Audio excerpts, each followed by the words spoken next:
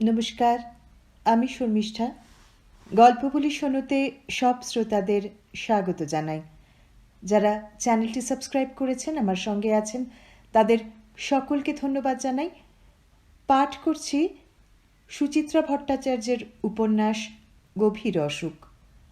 আজ চতুর্থ পর্ব। ধীমান ডট পেন বন্ধ করল, বলল, ডাক্তার একেবারে ভার্ডিক্ট দিয়ে দিল? তা দিল। মাথা দোলালো অভিজিৎ। তারপর বলল, কি যে করি এখন? আচ্ছা, ডাক্তার কিছু সাজেস্ট করেননি? করেছেন, নাম দিয়েছেন এক ডাক্তারের, তার কাছে যেতে হবে। কি নাম বলুন তো? এক সেকেন্ড দাঁড়াও। কাঁচ ছোলা ব্যাগ থেকে খামটা বার করে টেবিলে রাখল অভিজিৎ। একগাদা অদরকারি কাগজও বেরিয়ে পড়ল, হাত রাখছে। এইমাত্র তো সুদেব বক্সির চেম্বার থেকে এলো, প্রেসক্রিপশনটা গেল কোথায়? বুক পকেটে রাখলো না তো। মাথা একদম কাজ করছে না, স্মৃতি যেন তালগোল পাকিয়ে যাচ্ছে। ধীমান খামের দিকে আঙুল দেখালো, বলল, এর মধ্যে রাখেননি তো? ঠিকই তো, তাই তো। তাড়াতাড়ি প্রেসক্রিপশনটা বার করলো অভিজিৎ। স্বস্তিও পেল খানিকটা। চেম্বার থেকে আগেই ধীমানের অফিসে ছুটে আসাটা ভুল হয়নি। বিপদে এমন একটা উপস্থিত বুদ্ধির কেউ পাশে থাকা দরকার। নামটা পড়ল অভিজিৎ, বলল, এই তো, সুভাষ মাইতি। কপাল কুঁচকে 2-4 সেকেন্ড মেমোরি ব্যাংকে নামটা খুঁজল ধীমান। তারপর বলল, এজ কীরকম ডাক্তারের? তা তো জানি না। আর চেম্বার বসে কোথায়? ওই কোলপার্কের পলিক্লিনিকে বসে, সপ্তাহে 4 দিন। অভিজিৎ নার্ভাস মুখে তাকালো। আচ্ছা, বয়সের কথা কেন জিজ্ঞেস করলে ধীমান? না মানে, খুব ইয়াং হলে তার উপর ঠিক রিলাই করা যায় না, বুঝলেন না? আবার বেশি সিনিয়র হলে বুঝতেই পারছেন একটু ইগোইস্ট হবে। অ্যারাউন্ড 40-50 গ্রুপের ডাক্তাররাই হচ্ছে বেস্ট। তাহলে কি কি কি বলো তুমি, সুভাষ মাইতিকে দেখাবো না? তা কেন? ডক্টর মাইতি তো ওই এজ গ্রুপেরও হতে পারেন। তাছাড়া আপনার ডাক্তার যখন তাকে রেফার করেছেন, he should be consulted first. তবে কি না। অভিজিতের হাঁটুটা আবার দুর্বল হয়ে গেল। ওই তবে শব্দটা বড্ড বেশি শুনছে আজকাল। ঋতু বলছে, ইন্দ্র বলছে, মাও বলছে ইদানিং। কাল স্কুলের কি যেন গল্প বলতে গিয়ে রিমলিও বলছিল। নিজের মুখ দিয়েও কখনো কখনো কথাটা বেরিয়ে যায়। এখন ধীমানও, কেউ কি এই দুনিয়ায় কোনো কথা সংশয় ছাড়া বলতে পারে না? ধীমান হাত বাড়ালো, বলল, রিপোর্টটা একবার দেখবো অভিদা? হ্যাঁ নিশ্চয়, দেখো না, তোমাকে দেখাতেই তো এনেছি। সরু ফিল্মের স্ট্রিপ, তাতে নেগেটিভের মতো 3টি ছবি। নিউজ রুমের চড়া আলোয় তুলে ধরে ছবি 3টে দেখছে ধীমান। কাগজে মোড়া কাচের স্লাইড 4টে খুলতে গিয়েও খুলল না।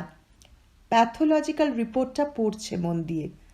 হঠাৎ প্রায় চেঁচিয়ে উঠল সে, অসম্ভব, হতেই পারে না। কি বলছো ধীমান? কি হতে পারে না? আপনাকে নয় অভিদা, বলেই খানিক দূরে তর্কে রত 2টো ছেলেকে দেখল ধীমান। বড়সড় হলঘরখানায় ছড়ানো ছেটানো অনেকগুলো চেয়ার টেবিল, প্রায় প্রতিটি টেবিলেই ব্যস্ত লোকজন। এই সময় থেকেই নিউজ ডেস্কের কাজ বাড়তে থাকে সংবাদপত্রের অফিসে। কেউ কপি কারেকশন করে, কেউ লিখছে খসখস, কেউ বা ইয়া মোটা ডিকশনারি ঘাঁটছে তড়িঘড়ি। ও প্রান্তে টেলিপ্রিন্টার মেশিন ক্রমাগত উগড়ে দিচ্ছে খবর। শুধু ওই 2 যুবকই যা ব্যতিক্রম। একজন চেঁচালো, কেন অসম্ভব বলুন তো ধীমানদা? ধীমান মাথা না তুলেই বলল, কারণ সাউথের স্টেটগুলো বিজেপি পাবে না। কেরল, অন্ধ্র, তামিলনাড়ু, কর্ণাটক, কোথায় বিজেপির পায়ের নিচে মাটি আছে বলো তো? শুধু ইউপি আর রাজস্থান গুজরাটের ভরসায় কি পার্লামেন্টে মেজরিটি হয়? শুধু সাউথের কথা বলছেন কেন, ইস্টের কথাও বলুন। ধীমানের কথা লুফে নিয়েছে দ্বিতীয়জন। ওয়েস্ট বেঙ্গল নিল, উড়িষ্যার 1 কি 2, বিহারে মেরে কেটে 5, গোটা নর্থ ইস্টেই তো। ধীমান কথা শেষ না করেই প্রেসক্রিপশনে ফিরেছে। গলা চেপে বলল, ম্যালিগনেন্সির কোনো কিছুই আগে টের পাওয়া যায়নি। এ কিন্তু পার্শিয়ালি আপনার ডাক্তারের ফল্ট, যাই বলুন। অভিজিৎ থতমত মুখে তাকালো, বলল, ডক্টর বক্সি আর কতদিন দেখছেন? ইনি নয়, আপনাদের পাড়ার ডাক্তারের কথা বলছি। ওয়ার্থলেস, এদের মেডিকেল ডিগ্রিটাই কেড়ে নেওয়া উচিত। রিপোর্টগুলো আলগাভাবে খামে ঢোকাচ্ছে ধীমান। তারপর বলল, আপনাদেরও দোষ আছে অভিদা। স্মোকিং কাফ বলে কোনোদিন পাত্তা দিলেন না। এখন মানুষটাকে শেষ দশায় এনে আপনার বোনকে যে আমি কি করে দিই খবরটা। কিছু বলো না এখন, বুঝলে, পরে নয় আস্তে আস্তে। অভিজিৎ ঢোক গিলল। তা কি করে হয় অভিদা? এমনি তো আপনার বোন টেনশন পাবলিক, রাত দিন বাবার জন্য ছটফট করছে। আজও সকালে বলছিল ওই বাবার রিপোর্টটা ভালো করে এলে সে ডাকাতে কালীবাড়িতে পুজো দিয়ে আসবে। ধীমান মুখ দিয়ে একটা বিচিত্র শব্দ করল, তারপর বলল, সত্যি কি যে করি এখন। অভিজিতের মুখ অপরাধীর মতো হয়ে গেল। বাবার এই প্রাণঘাতী অসুখের জন্য যেন সে নিজেই দায়ী। বাবার প্রতি আরেকটু বেশি মনোযোগী হওয়া উচিত ছিল নাকি? সে কি বড্ড বেশি স্বার্থপর হয়ে গেছে? ধীমানের বুঝি অভিজিৎকে দেখে অনুকম্পা জেগেছে। বলল, যাগে, অনুকে নয় আমি সামলে নেব। আফটার অল ফ্যাক্টকে তো ফেস করতেই হবে, যত ক্রুড হোক, যতই হার্ড হোক। সে তো বটেই। অভিজিৎ ছোট্ট শ্বাস ফেলল, তারপর বলল, নিয়তিকে আর কে কবে দেখতে পেয়েছে? তা বলে তো হাত গুটিয়ে বসে থাকলে চলবে না অভিদা। ইমিডিয়েটলি কি করা যায় কিছু ভেবেছেন? ভাবছি কাল ওই ডাক্তারকে। তুমি কি বলো ধীমান? দেখান না অভিদা, দেখান, তারপর তো আমি আছেই। বলে কি যেন মনে পড়ল ধীমানের। মাথা নামিয়ে বলল, 2 মিনিট ওয়েট করুন তো, কপিটা ছেড়ে দিই, তারপর আপনার সঙ্গে বেরোচ্ছি। ডট পেন খুলে লেখা শুরু করেছে ধীমান। মাঝে মাঝে চোখ বন্ধ করে পেন চিবোচ্ছে, আবার লিখছে। উসখুস করছে অভিজিৎ। ঘড়ি দেখছে ঘন ঘন। 8টা বেজে গেল। 9:30 10টার আগে আজ আর বাড়ি ফেরা যাবে না। এদিক ওদিক বার কয়েক চোখ বোলাল অভিজিৎ। উজ্জ্বল আলোকিত ঘর এখন কর্মমুখর। 2 সুবেশা যুবতী খবরের কপি হাতে দ্রুত ঘর থেকে বেরিয়ে গেল। চাওয়ালা ঘুরে ঘুরে চা দিচ্ছে।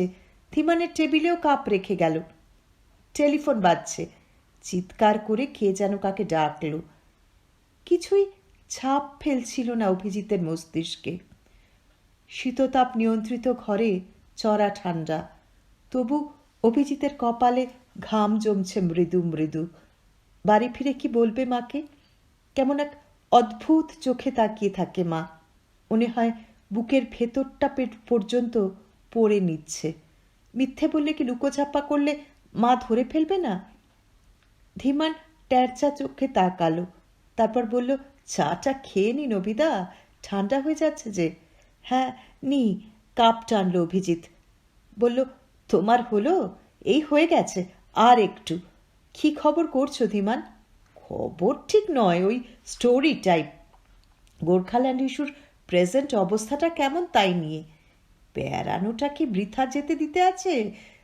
ধীমান চোখ টিপল, বলল, 2টো কিস্তি বেরিয়ে গেছে, পড়েননি? কাল লাস্টটা বেরোবে। না মানে আমার ঠিক। ও, আপনারা তো আবার দিন রাত রাখেন না। আমাদের কাগজের চেহারা কিন্তু এখন পাল্টে গেছে অভিদা। আপনাদের প্রভাতী সংবাদের চেয়ে আমরা কিন্তু বেশি ফরেন নিউজ কভার করি। সার্কুলেশন 1.5 লাখ ছুঁয়ে ফেলল প্রায়। ধীমানের এক মহৎ গুণ। কাগজের জন্য খাটেও যেমন, নির্দ্বিধায় নিজের কাগজের হয়ে প্রচারও চালিয়ে যায়। অভিজিৎ ভালো মতোই জানে দিনরাত এখনো 1 লাখ ছুঁয়েনি, তবে উঠছে ক্রমশ। অভিজিৎ হেসে বলল, কলেজে পড়ি আমি তোমাদের কাগজ, এ কদিনই যা দেখা হয়নি। ছটছট 2 চুমুকে চা শেষ করে উঠে দাঁড়ালো ধীমান। লেখা কাগজগুলো নিয়ে যেতে গিয়েও ফিরে এলো। ড্রয়ার ঘেঁটে 2টো দিনরাত বার করে ফেলে দিল অভিজিতের সামনে। বলল, পড়ুন ততক্ষণ, আমি আসছি। আমারটা অ্যাঙ্কার স্টোরি, ফার্স্ট পেজে পেয়ে যাবেন। ধীমানের ভাষায় একটা আলগা চটক আছে, রিজু কলম, বক্তব্য টান টান, শুরু করলে শেষ না করে ছাড়া যায় না। কিন্তু আজ কিছুতেই লেখাটায় মন বসাতে পারছিল না অভিজিৎ। অর্থহীন অক্ষরের সমষ্টি বলে মনে হচ্ছে সব। হাত বাড়িয়ে আবার রিপোর্টটাকে টানলো সে, উল্টে পাল্টে দেখছে ফিল্মগুলো। ছায়া ছায়া সূঁচ এগিয়ে যাচ্ছে ফুসফুসের ধোঁয়াটে অংশের দিকে, স্পর্শ করছে, ফুঁড়ে ফেলল। কি এমন ভয়ঙ্কর রস ফুসফুসে সঞ্চিত করে রেখেছিল বাবা? কবে থেকে? 5 বছর আগে থেকে? 10 বছর? 20 বছর? Shadow shows lumps of cells having malignant potential. Impression: malignant tumor of the right lung. দুটো মাত্র নিরীহ বাক্যেই একটা মানুষের মৃত্যুর পরোয়ানা লেখা হয়ে গেল। ধীমান এক ভদ্রলোকের সঙ্গে কথা বলতে বলতে আসছে। ভদ্রলোকের বয়স 40-এর বেশি হবে, ছোটোখাটো চেহারা, মাথার চুল সামনের দিকে কমে এসেছে, মুখে বুড়োটে ভাব, হালকা হাসি লেপে আছে তাতে। সামনে এসে ধীমান পরিচয় করিয়ে দিল, বলল, পঞ্চশীল দা আমাদের অ্যাসিস্ট্যান্ট এডিটর, আর ইনি হচ্ছেন অভিজিৎ চৌধুরী, ইকোনমিক্সের প্রফেসর, আমার বড় শ্যালক। অভিজিৎ উঠে দাঁড়িয়ে মাথা নোয়ালো সামান্য। পঞ্চশীল হাসিটা বাড়ালো, বলল, কোন কলেজে আছেন? রাজা প্রতাপ নারায়ণে। দীপেন রায়কে চেনেন ইংলিশের? হ্যাঁ হ্যাঁ চিনি, দীপেন আমার খুব বন্ধু। আপনি দীপেনকে কি করে চিনলেন? ইউনিভার্সিটিতে আমার ব্যাচমেট ছিল। যা ফক্কর ছিল না, ব্ল্যাকবোর্ডে বিটকেল বিটকেল কমেন্ট লিখে মেয়েদের কান লাল করে দিত। একবার সুচিস্মিতা বলে একটা মেয়েকে চা টাইট দিয়েছিল। 2 মিনিটে আলাপ জমে গেল। কথা বলতে বলতে বেরিয়ে এসেছে 3 জনে। সামনেই বউবাজার স্ট্রিট। নৈশ ফিরে এখন জমজমাট এলাকাটা। 2-4টে রং মাখা নারী মুখ দেখা যাচ্ছে ইতস্তত। ভিড়ের মধ্যে ক্রেতা খুঁজছে। সালোয়ার কামিজ পরা এক হাড় জিরজিরে কিশোরী কালি মাখা চোখে কটাক্ষ হেনে সামনে দিয়ে হেঁটে গেল। পঞ্চশীল ফিরে তাকাতে তাকাতে বলল, ডাক্তার কি আপনাদের ইমিডিয়েটলি কেমো স্টার্ট করতে বলেছেন? ধীমান বলল, না না, বললামই তো আপনাকে, এখনো অঙ্কোলজিস্ট কনসাল্ট করা হয়নি। সে তোমরা করো, তবে আমার অভিজ্ঞতা যা বলে ডাক্তার তোমার শ্বশুরমশাইকে প্রথমেই রেডিয়েশনে ঠেলে দেবে। হ্যাঁ, ডক্টর বক্সিও সে কথা বলছিলেন বটে। অভিজিৎ ঝুঁকল। রেডিয়েশন কোথায় দেওয়া হবে? কোথায় আবার দেওয়া হবে? লাঙে দেবে। পঞ্চশীলের মুখে সব জানতা হাসি। লাঙেই তো ধরা পড়েছে বললেন। না না, সে তো জানি, আমি জানতে চাইছিলাম কোথায় এসব দেওয়া হয়। ধীমান বলল, কেন, হসপিটালে? হাজরা মোড়ে অত বড় একটা গভর্নমেন্ট হসপিটাল রয়েছে, দেখেননি? হি, খবরদার ওই ফুলটি করো না। ওখানে গেলে পেশেন্টের কি মেন্টাল সেটব্যাক হবে জানো? কল্পনা করতে পারো, 20 শতাব্দীতে এরকম হসপিটালও আছে যেখানে বেড থেকে উঠে পেশেন্টদের নিজেদের খাবার নিজেদের আনতে হয়। যে উঠে আনতে পারবে না তার খাওয়া বন্ধ, সে যদি ডাইং পেশেন্ট হয় তবুও। ওয়ার্ডফোর্ডের বর্ণনা তো দিচ্ছি না, চর্মচক্ষে দেখলে তোমার আর গেটের ফাউস্ট পড়ার দরকার হবে না। নরক একেবারে জ্যান্ত হয়ে চোখের সামনে চলে আসবে। অবশ্য টাকা কিছু বাঁচবে, কিন্তু টাকাটাই কি আর সব পাই? যে পেশেন্ট, তার একটা মেন্টাল দিক বলে কিছু নেই।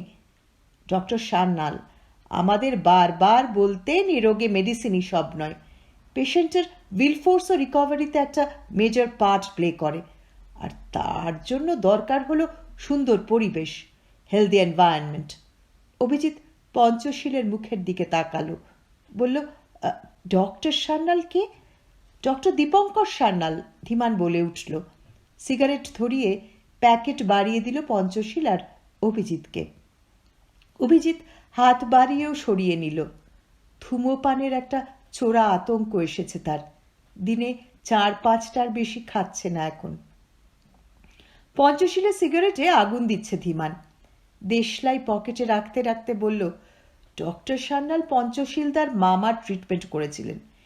এ রোগে ডিটেকশনের পর অ্যাভারেজ লাইফ স্প্যান নাকি 11 মাস, যাকে ওরা বলে সার্ভাইভাল পিরিয়ড, মানে মেয়াদ আর কি। পঞ্চশীলদার মামাকে ডক্টর সান্যাল 4 বছর বাঁচিয়ে রেখেছিলেন। টু বি এক্সাক্ট 4 বছর 3 মাস। আমরা তো ভেবেছিলাম মামা বুঝি কিওর্ড হয়ে গেলেন, দিব্যি ঘুরছেন ফিরছেন, মাথা ভর্তি আবার একরাশ কালো চুল গজিয়ে গেছে। আমাদের সঙ্গে একবার দীঘাও বেরিয়ে এলেন। ইনফ্যাক্ট মারাও গেলেন স্ট্রেঞ্জ, জানো, কার্ডিয়াক ফেলিওরে। অ্যাটাকের 5 মিনিটের মধ্যে শেষ। উৎকর্ণ হয়ে কথাগুলো শুনছিল অভিজিৎ। লাইফ স্প্যান, সার্ভাইভাল, মেয়াদ শব্দগুলো হাতুড়ি মারছে হৃৎপিণ্ডে। শব্দ উঠছে থক থক থক থক। একটা জলজ্যান্ত মানুষের এভাবে মৃত্যু ঘোষিত হয়ে যায় এত সহজে? তারই মধ্যে মনে হলো 4 বছর 3 মাস খুব কম সময় নয়। 70 বছর বয়সেও যদি মারা যায় বাবা, তবু সেটা মোটামুটি পরিণত বয়সী হবে। ভারতবর্ষের মানুষের গড় আয়ুর থেকে খানিকটা বেশি।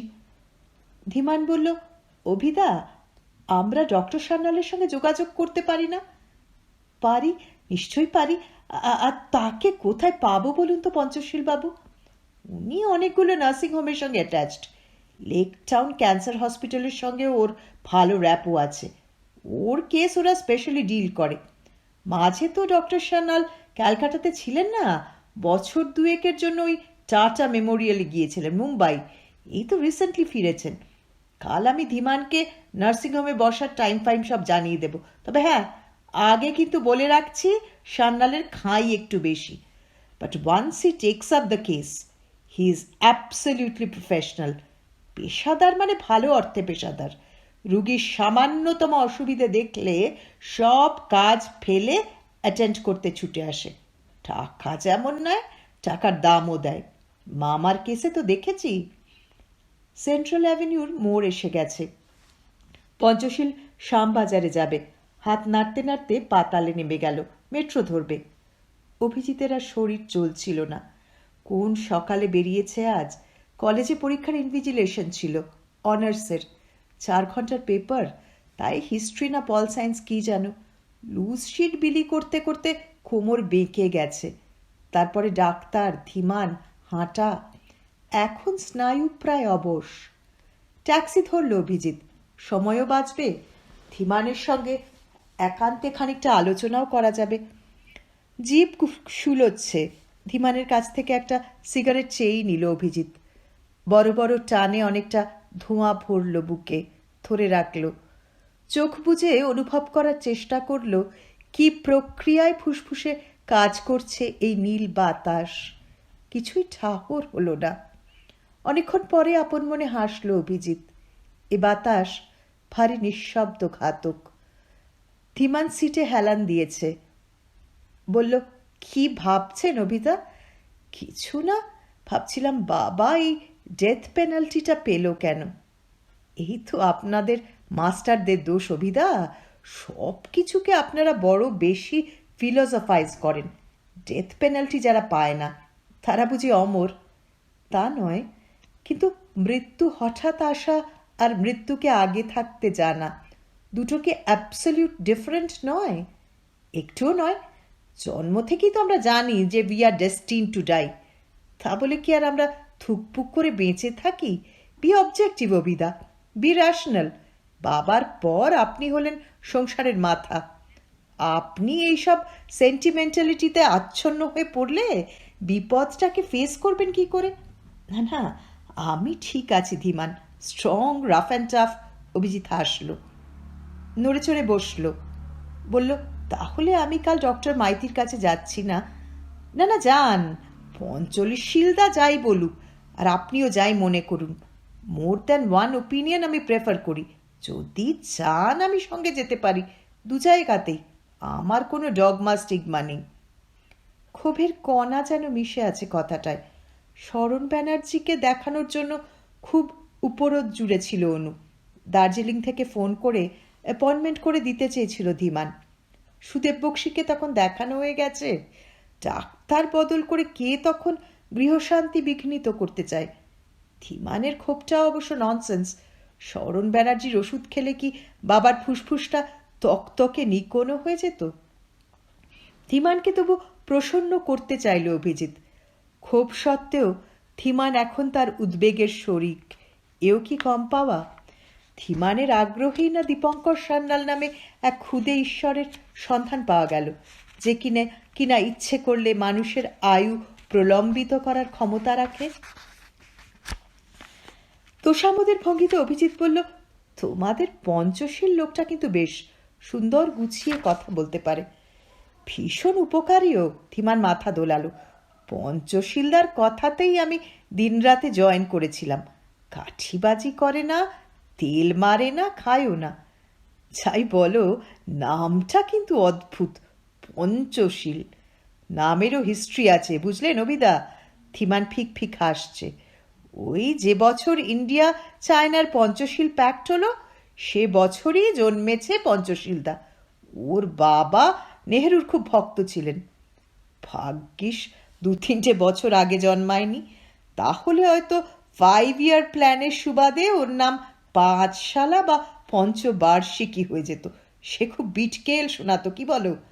শব্দ করে খুব হাসলো ধীমান। ট্যাক্সির ভেতরের গুমোট কেটে গেল অনেকটাই। এটা ওটা কথা বলছে দুজনে। কলকবজায় অনিচ্ছুক ধ্বনি তুলে ছুটছে ট্যাক্সি, কালো ধোঁয়া উগ্রতে উগ্রতে। সুকান্ত সেতুর কাছাকাছি এসে ধীমান প্রশ্ন করল, আপনাদের ফ্ল্যাট কতদূর অভিদা? শুনলাম স্টার্ট করছে। অনুও জেনে গেছে তাহলে? উফ, তার মানে মা, বাবা, ইন্দ্র কারোই কিছু শুনতে আর বাকি নেই। বাবা নিশ্চয়ই কিছু জানেন না। জানলে বাবা নির্ঘাত জেরা শুরু করত। বাবাও তো ঋতুরই শ্বশুর, একটা কথাও মনে চেপে রাখতে পারে না। অভিজিৎ হাসি মুখে জবাব দিল, বলল, অনেক দেরি রে ভাই, সবে প্রাচীর গড়া হলো, এরপর পরীক্ষা খোঁড়া হবে, তোরণ গাঁথা হবে, তবে না গরিবের প্রাসাদ। কত করে পড়ছে এক্স্যাক্টলি? অভিজিৎ সতর্ক হলো। 700 করে বললে ধীমানের যদি চোখ টাটায়, কিংবা হয়তো ধীমান মনে করবে ঠকে যাচ্ছে অভিজিৎ, চেপে চুপে বলল 620 পার স্কোয়ার ফিট। অনু যে বলল 800।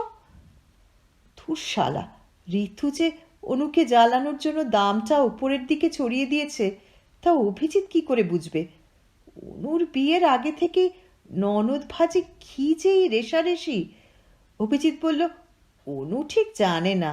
প্রথমে ওরকমই একটা এস্টিমেট হয়েছিল বটে, পরে একটু কমেছে। কোঅপারেটিভ করে হচ্ছে তো, কোনো লাভ লোকসানের ব্যাপার নেই। তাও গিয়ে থাকা হবে কিনা কে জানে। তবু একটা অ্যাসেট তো হচ্ছে আপনাদের, ওটুকুই যা লাভ, বুঝলে ধীমান? আমাদের জন্য একটা জমি টমি দেখুন না অভিদা, একটু বেশি দাম হলে ক্ষতি নেই, 5-7 জন মিলে একসঙ্গে কিনে নেব। নিউ বালিগঞ্জের দিকে অনেকেরই ফ্যাসিনেশন। ফ্ল্যাটের স্থান নিয়ে ভুলটা আর ভাঙালো না অভিজিৎ। বলল, দেখবো, কাল তুমি আসছো তো? 4:30টায় বসেন মাইতি, ওই মৌচাকের পাশের গলিতে। 3-4টে বাড়ি ছেড়ে। আমি কিন্তু তোমার জন্য ওয়েট করব। ট্যাক্সি দাঁড়িয়েছে। অভিজিতের হাতে উষ্ণ এক চাপ দিয়ে নেমে গেল ধীমান। অভিজিৎকে আবার একা করে দিয়ে গেল। বুকের ধুকপুকুনিটা আবার ফিরে আসছিল অভিজিতের। বাড়ি ফিরে এই মুহূর্তে কি বলবে সে? বাবাকে নয় উল্টোপাল্টা বুঝিয়ে নিডল বায়োপসি করতে নিয়ে যাওয়া হয়েছিল, কিন্তু মা? টিবির নতুন টেস্ট বেরিয়েছে, এ কথা যে মা বিশ্বাস করেনি অভিজিৎ নিশ্চিত। না হলে শোনার পর থেকে কেন গুম মেরে রইল মা? বাবাকে পরীক্ষা করিয়ে নিয়ে আসার পরেও একটা প্রশ্নও করল না। কি হলো, কবে রিপোর্ট দেবে, কিচ্ছু না। যেন মা আগে থেকে সব জেনে বসে আছে, ভবিতব্যকে মেনে নিয়ে হাল ছেড়ে দিয়েছে। ঋতু বলছিল ঋতুর সামনেও নাকি মার মুখে কোনো অভিব্যক্তি নেই। মা তো শক্ত তারা জানে, তা বলে এত শক্ত? নাকি গভীর শঙ্কায় দুঃখবোধ লুপ্ত হয়েছে মার। আজকে অভিজিৎ সব খুলে বলবে মাকে? বাবার অসুখ, আসন্ন চিকিৎসা, পড়ে থাকা কয়েক ফোঁটা পরমায়ুর সংবাদ, সব।